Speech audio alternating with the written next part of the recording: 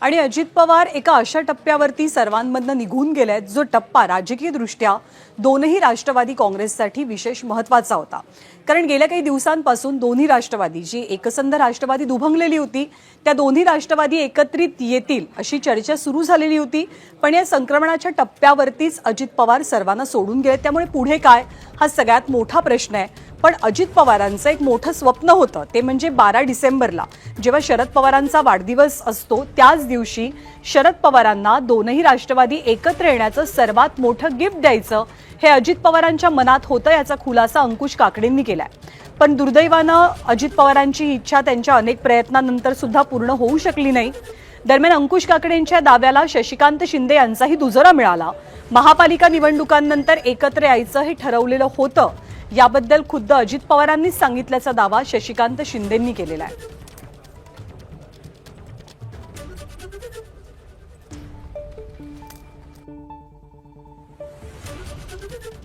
आज मला राहून राहून दुःख होतंय की अखेरच्या क्षणाला दोन्ही राष्ट्रवादी काँग्रेसची एक व्हावी यासाठी दादांनी मला 2-3 वेळा आग्रह केला की अंकुशराव, तुम्ही विठ्ठल शेठ मणिया, श्रीनिवास पाटील, तुमचे साहेबांशी चांगले संबंध आहेत, नेहमी तुमच्या वारंवार भेटीगाठी होतात, साहेबांशी आपण बोला आणि दोन्ही राष्ट्रवादी एक कशा होतील या दृष्टीने प्रयत्न करा।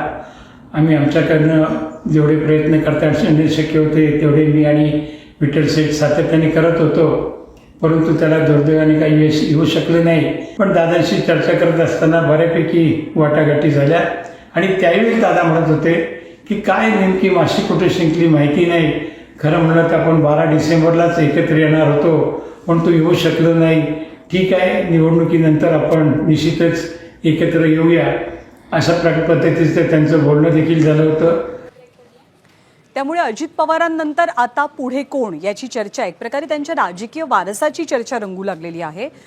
केंद्रीय मंत्री रामदास आठवले यांनी सुद्धा हेच मत व्यक्त केलेलं आहे की सुनेत्रा पवारांनी आता पुढे येऊन जबाबदारी घ्यावी, त्यांना मंत्रिमंडळामध्ये समाविष्ट केलं जावं आणि मोठं पद देण्यात यावं। अजितदादा पवार यांचा वारसा चालवण्यासाठी जी 2 मुलं आहेतच आहे, पण अजून तेवढी त्यांना अनुभव नाही।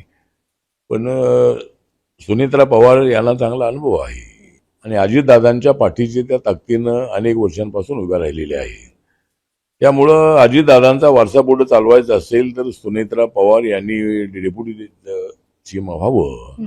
सुनेत्रा पवार जर डेप्युटी सीएम झाल्या तर मला वाटतं की दादांचा वारसा पुढे त्या चालू शकतील असं मला वाटतं। आता जर हा निर्णय होत असेल की दोन्ही राष्ट्रवादी जर एकत्र येत असतील आणि अजितदादांचं जे स्वप्न होतं किंवा अजितदादांची भूमिका होती त्या भूमिकेला पवार साहेबांनी पाठिंबा दिला तर दोन्ही राष्ट्रवादीमध्ये एकत्रीकरण होऊ शकतं। या ठिकाणी सुनेत्रा पवार जर डेप्युटी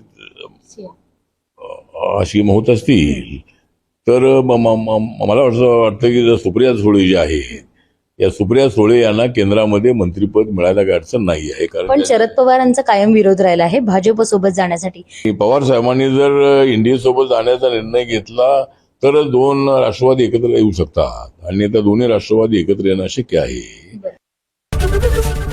एबीपी माझा, उघडा डोळे बघा नीट।